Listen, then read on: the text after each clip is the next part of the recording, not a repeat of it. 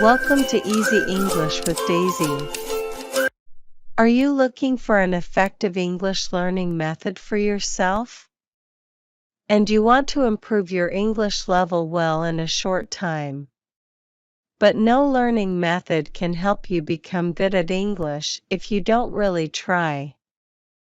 You must practice English every day. You must learn English anytime, anywhere when you have free time. And here are the steps to help you learn English effectively in Daisy's videos. 1. Listening practice. 2. Vocabulary. 3. Practice pronouncing new words. 4. Shadowing practice. Now you are ready to start learning English with me. A trip to the hospital. I have to get my tonsils out. I'm not really happy about it, but I'm tired of being sick and having sore throats. I have to go to the hospital 2 hours before my surgery. My mother will go with me. The nurses will take my temperature and check my blood pressure. They will make sure that I am ready for my operation. I will be dressed in a white gown, and I will be wheeled down the hall to the operating room. I can't have anything to eat or drink for a long time before my surgery. My mother will walk down the hall with me. Then she will wave goodbye as they wheel me into the operating room. The doctor and the nurses will be busy in the operating room. They will be getting ready to perform my surgery. The doctor will say hello to me and tell me that he is going to put me to sleep. He will put something into my arm. He will tell me to count backwards from 10. I think that I will only say 10, 9, and then I will be fast asleep. I won't be awake for the surgery. When I wake up, I will be surprised that the surgery is over. My throat will hurt and I probably won't feel very good. My mother will be there with me. The nurses will give me a drink and try to make me comfortable. I won't be in the hospital overnight. I will go home later in the day. My parents will have to make sure that I have a lot to drink. I can't eat any hard foods or they will hurt my throat. I will sleep a lot because I will not feel very well for a couple of days. It won't take long before I recover from my surgery. Sometimes we need surgery to make us feel better. Hospitals can be a bit frightening, but the doctors and nurses are very nice, and their job is to make you better. If I was tiny. Imagine what life would be like if you were 2 inches tall. You would have to be careful that nobody stepped on you. You would have to watch out for cats, dogs, and birds. It would be very dangerous, but just think of the things that you could do. You could live in a dollhouse or even a shoebox. You could use a bottle cap for a plate. You would have to wear doll's clothes. A stamp would make a lovely picture to hang on your wall. You could hide in a mouse hole or a drawer. You wouldn't need much food. You could probably live comfortably on the crumbs that people would leave on the table. A thimble would make a good cup. If you went outside, the grass would seem like a jungle. An insect would be huge and frightening. A puddle would seem to be an ocean. You could cross the puddle in a paper cup and use a spoon for an oar. A matchbox would make a good bed with a handkerchief as a bedspread. You'd brush your hair with a toothbrush, but you'd never find anything small enough to brush your teeth with. You could take a ride on the back of a mouse. You wouldn't find any books that were small enough to read, but you might read the back of a pill bottle. You could ride in a toy car and have a soup bowl for a swimming pool. A leaf could be your umbrella, and a mitten would make a great sleeping bag. If you used your imagination, you could think up something to use for almost all your purposes. Being small might be fun, but then again it would be frightening. I'd be afraid of my pet cat. I wouldn't want a book to fall on me. I would be afraid of being swept away by a big gust of wind. I think I'd rather be my size. If I were a giant.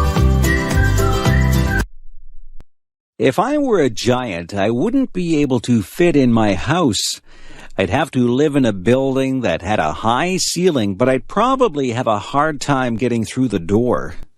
I'd have to make my own clothes, but where would I get a giant needle and thread to sew with? I couldn't ride in a car or a plane. I suppose I would just have to take giant steps to get from place to place. I would have to be very careful not to step on anybody or anything. When I talked, people would cover their ears. My voice would sound very loud to them. I wouldn't find shoes to cover my feet. I wouldn't find a knife and fork to eat my dinner with. I might have to use a rake as a fork. My dinner would be huge. What would I cook my dinner in? I certainly wouldn't find an oven big enough to put my dinner in. If I sneezed, it would be like a hurricane. If I fell down, it would be like an earthquake. I wouldn't have any friends because everyone would be too tiny for me to talk to. I think that being a giant would be very lonely. I couldn't have just one apple. I would have to have a lot of apples to fill me up. I would have to drink gallons and gallons of water to quench my thirst. I could never relax under a tree. I would be taller than all the trees. I don't think that being a giant would be fun. I won't ever make a wish to be a giant. I would rather be my height. I'm very happy the way I am. My favorite bedtime story. Every night when I was little, my mother would read me a bedtime story. My favorite story was Tom's Midnight Garden. This was a story by Philippa Pierce.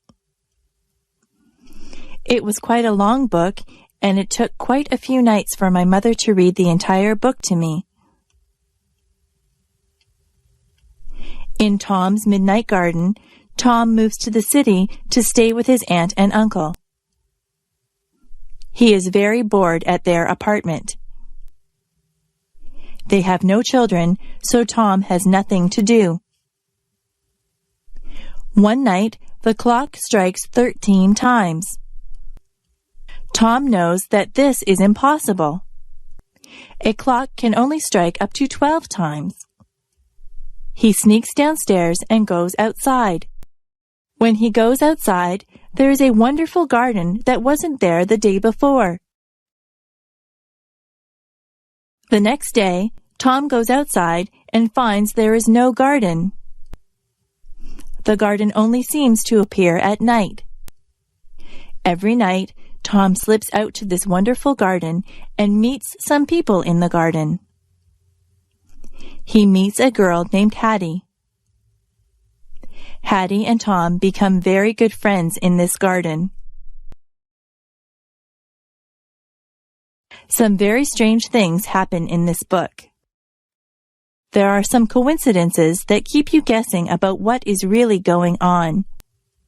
The surprise ending is wonderful. I really enjoyed Tom's Midnight Garden, and I was very sad when my mother and I came to the end of the book. I felt that I had visited the magical garden with Tom. It is a book that I will remember all my life. Superstitions. I am not superstitious, are you? Yesterday was Friday the 13th. Some people think that Friday the 13th is an unlucky day. I think that it is just like any other day. Some people believe that if a black cat crosses your path, you will have bad luck. I don't believe that either. My mother always gets upset if I open an umbrella in the house. She says that is bad luck. She is probably right about that one because an open umbrella would take up a lot of space and you might knock things over. If your left hand is itchy, you are supposed to get money. I have had an itchy left hand before, but I haven't received any money because of it. It is bad luck to walk under a ladder. That is probably true because you might knock somebody off the ladder or have a can of paint fall on top of you. If you are acting in a play, it is bad luck if someone says, "Good luck" to you. This is very confusing. You are supposed to tell an actor to break a leg. It doesn't mean that you want the actor to break his leg. It means good luck to the actor. Actors have a lot of superstitions that are very unusual. I am not superstitious. I don't believe in superstitions at all. It is just fun to learn about superstitions. Some of them are very old and have been passed down from generation to generation. I once did a project at school on superstitions. It was a very interesting topic, and I got a good mark for it. Learning to dance. I went to England with my mother. She used to be a singer in a band. We went to the hotel that she used to sing at. It was a big, fancy hotel. Some of the people that she knew when she sang in the band were still there. They remembered my mother, and they had a good time talking to her and remembering old times. Many people told me that I looked like my mother. In the hotel, they had a fancy hall where they had ballroom dancing. I am not used to that kind of dancing. I always dance to rock music. A man told me that he would teach me how to dance. It looked very easy. I held one of his hands and put my other hand on his shoulder. He told me exactly how to move my feet. I was very clumsy and I stepped on his toes. He was patient with me and he counted 1, 2, 3. I tried to waltz with him. I would start out pretty well, but then I would get mixed up and stand on his toes again. The man laughed about it. I told him that I wasn't a very good dancer, but he said that I was good for a beginner. I think he was just being polite. The man asked my mother to dance. My mother is a very good dancer. I didn't know that about her. She never stepped on the man's toes once. The man thanked us for dancing with him, and I thanked him for giving me dancing lessons. I don't think I'll ever be very good at that type of dancing. Each generation has a specific type of dancing. The way that I dance is different from the way that my mother dances. The way that I dance doesn't involve moving your feet too much. I'm not too good at fancy steps. Superheroes. When my brother was very young, he loved superheroes. He collected plastic figures of all the superheroes. I think he had every superhero figurine that there was.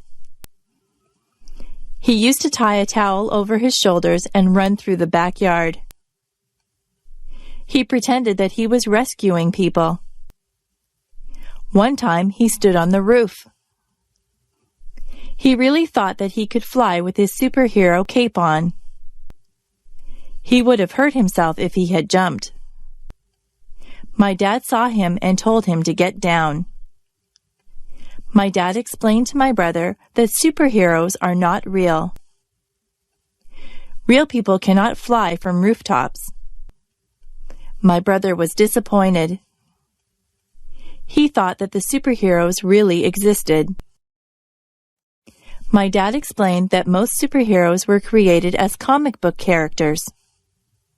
Somebody used their imagination to make them up, and then an artist drew them. My brother was not impressed. He said that he wanted to meet the superheroes. My father told him that he might meet someone dressed up as a superhero, but it wouldn't really be a superhero in the costume.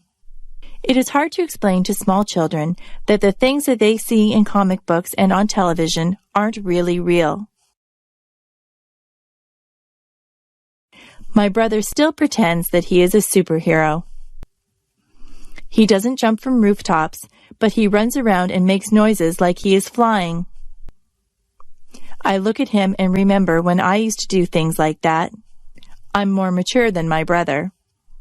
I know that superheroes aren't real, but I know that he is having fun and using his imagination. Divorce. Mary's parents just got a divorce. Mary is very upset. She thinks that her parents don't love her anymore. She thinks that they got a divorce because of her. She is wrong. Her parents love her just as much as they always did. They aren't getting divorced because of Mary. Sometimes marriages just don't work out. It isn't really anyone's fault. Marriage isn't easy. It is hard for two people to stay together for a lifetime. Sometimes people change as they get older and they move on.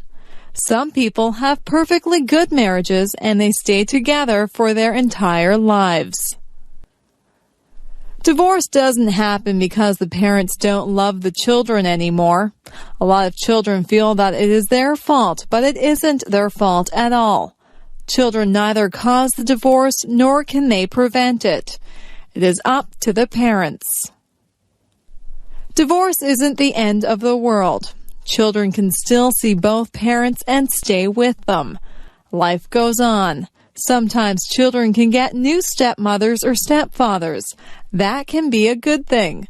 You just have to be understanding and know that your parents still love you.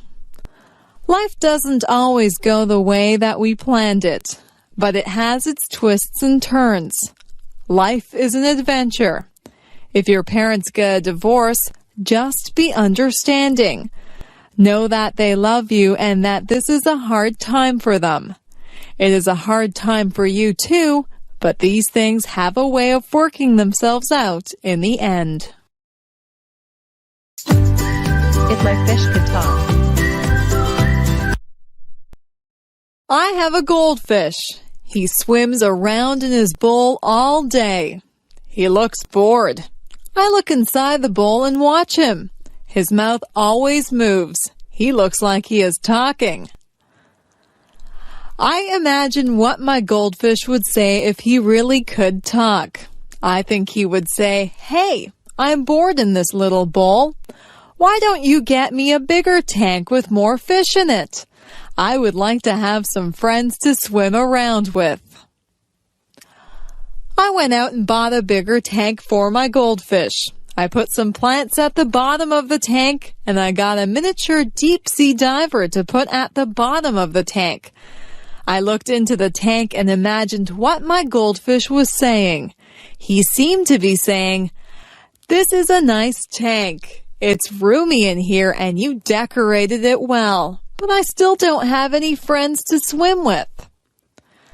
I went to the pet store and bought 3 more goldfish. I put them into the tank. All of the goldfish seemed to look at each other. They swam near each other and seemed to be playing games.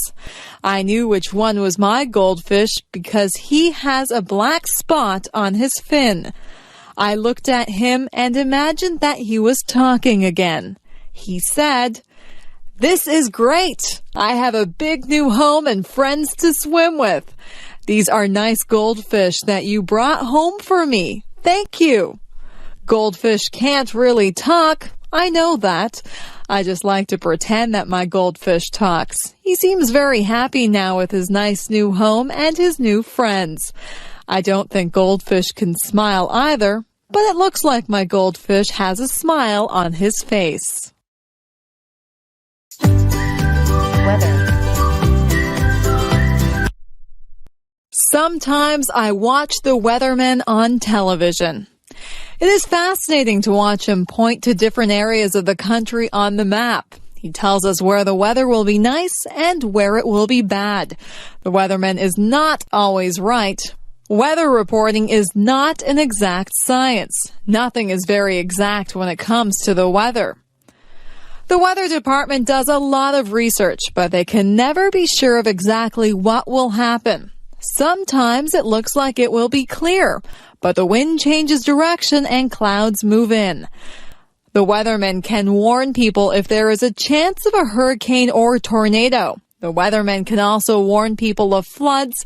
Sometimes entire towns have to be evacuated because of bad weather. It is important to be aware of the weather. For example, it is not good to be caught in the middle of a field when there is going to be a thunderstorm. You might want to take extra precautions if there is going to be a heavy snowstorm. You would need to be in a secure place if a hurricane or tornado was predicted. You might want to cancel a picnic if you knew that it would rain that day. The weather affects us in so many ways. Some people are really affected by dull, cloudy days. If there are no sunny days, they become very depressed. Heavy air pressure can cause some people to have headaches. Weather affects all of us in one way or another. It is always a topic of conversation. People often say things like, "Hello, it's a beautiful day today." Often we plan our lives and activities around the weather. So if you are planning on walking home tonight, keep an eye on the sky. Are those rain clouds up there? You might need an umbrella. How to avoid catching a cold. How many colds do you catch in a year? Most of my friends catch quite a few colds. They cough, sniffle, and sneeze. They carry around tissues and blow their noses all the time. Their eyes water and they have scratchy throats. I don't get many colds. In fact, I can go for a whole year and never catch a cold. This is why I consider myself an expert on how not to catch a cold. I'll tell you how to avoid catching a cold. I think that you need to take a lot of vitamin C. I eat a lot of fruits and vegetables. I drink fruit juice too. I also take vitamin C pills. Whenever I begin to feel a cold coming on, I make sure that I have taken my vitamin C pill and I drink a lot of orange juice. That usually knocks the cold right out of my system. I make sure that I get a lot of fresh air. In the winter, a lot of buildings are shut up tight so that the air is stale and people's germs circulate through the buildings. I get outside and breathe in fresh, clean air. If somebody is rude enough to cough or sneeze right in front of me without covering his or her mouth, I just hold my breath for a second. I'm not sure if this works or not, but I don't want to breathe in anybody's cold germs. Many germs are passed through hands. It is important to wash your hands thoroughly if you touch anything in a public place. If I hold a banister while I'm walking down the stairs, I think of all the people who have used that banister, and I make sure that I wash my hands before I eat. Doorknobs also have a lot of germs on them. Money is another thing that is passed from hand to hand and is covered with germs. Sometimes I see people stick money into their mouths. Just think of all the germs that you would be putting into your mouth if you did that. If you just give it a little bit of thought, you can avoid a lot of germs that cause colds. If you eat good food and stay fit, your body will be able to fight off the germs that causes colds and other diseases. It is not always possible to avoid colds, but if you do catch a cold, drink plenty of fluids and get a lot of rest. The future. I sometimes wonder what life will be like in the future. Life has changed so much in just the past few years. I'm sure that there are still big changes that are coming. Do you think we'll still drive cars? Maybe we'll get into computerized vehicles that we won't have to drive. We'll just push a few buttons and the vehicles will take us to wherever we have to go. Maybe there won't be roads. We might just fly through space to get where we want to go. Instead of telephones, we'll just use our computers. We'll be able to see each other when we talk. That type of thing is already happening. Maybe we won't have to cook our meals. We might be able to push buttons to order whatever we want. A nice roast beef dinner or an ice cream sundae might just pop out of a machine. It would be nice to have a robot to clean the house for you. In the past few years, computers have been extremely important. People used to write to each other through the mail. Now people communicate so much more frequently through email. Most of my friends own computers. If we had all of these things to do the work for us, what would we do? We would still need people to program the computers. We could spend more time being creative rather than doing everyday chores. The future holds many surprises. I'm sure that technology will become even more and more amazing. When my parents were young, they had never even seen a color television. Nobody owned a computer. It doesn't take long for things to change a lot. Who knows what amazing things are in store for us? Giving a speech. I had to give a speech last week. I gave a speech to 300 people. I had to speak in front of a group of students. I had to tell them about a campaign that we were having to raise money for cancer research. Giving a speech can be a difficult thing. When you stand in front of a big crowd, you can get very nervous. Some people feel like they have weak knees. Their legs feel as if they are made of rubber. Their heart beats very hard inside of their chest. Their palms get sweaty. Some people even become short of breath. For some people, giving a speech is their worst fear. When you give a speech, everyone is looking at you. They are waiting to hear what you have to say. When you have 300 people looking at you, you have 600 eyes that are on you. It is a little frightening when you think of it that way. Before I give a speech, I take 3 big breaths. I calm myself and I remind myself that what I have to say is important. I like to be sure of what I am going to say, so I practice my speech in front of a mirror at home. I like to look like I am relaxed and friendly. They say that practice makes perfect, so the more speeches that you give, the better you will become at it. Whenever I have to give a speech, I imagine that the audience is just one big person. I look out into the audience until I find a friendly, smiling face. I focus on that person, and I pretend that I am just talking to them. I've become used to giving speeches. I am more relaxed now than I used to be. People tell me that I do not look nervous at all. I like to hear that. Sometimes I do feel a little flutter of nervousness, but I just ignore it and do the best that I can. Giving a speech is not as scary as it appears to be. Anyone can do it with a little practice. Moving to another country. My friend Steve moved to another country. He had lived in Canada all his life and he moved to Japan. Life in Japan was very different for Steve than what he was used to. At first, Steve suffered from culture shock. His whole life seemed different. He was not used to the way of life in Japan. Steve was not used to the large crowds of people that walked up and down the streets in Japan. In his hometown in Canada, the streets were fairly quiet. Steve had to get used to the food. In Japan, the people eat a lot of fish. Steve had never eaten much fish before. Steve wanted pizza, but it was expensive in Japan.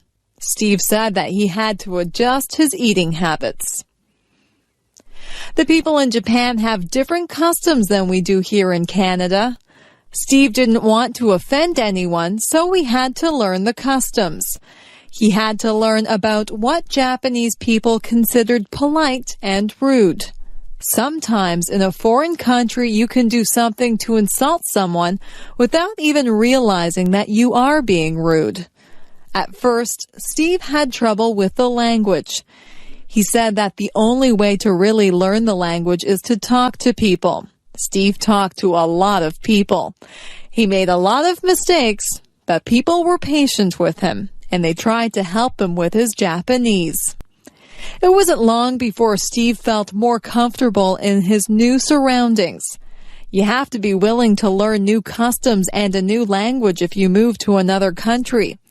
Steve feels very comfortable in Japan and in Canada now.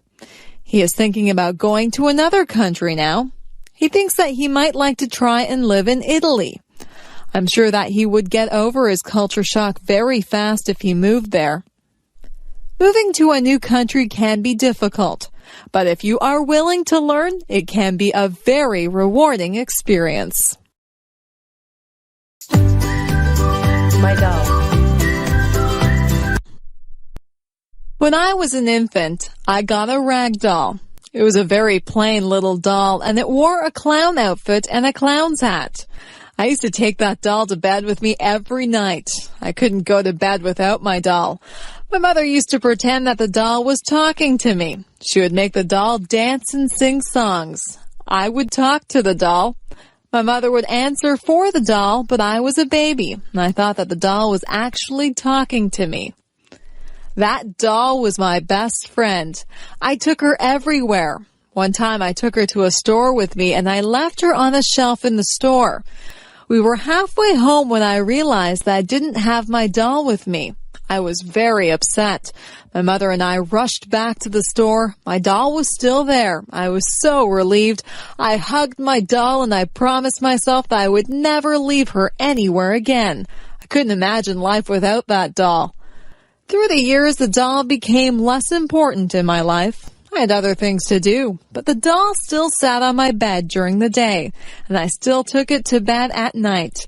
I gave that doll a lot of love when I was little. In fact, I love that doll so much that she looks tattered and torn now. There are parts of her face and hands that are almost worn away. I had a lot of other toys when I was little, but none of them were ever so important as that doll. I don't play with toys anymore, but that doll is still in my room. She sits in a special chair in the corner. I'll always have that doll.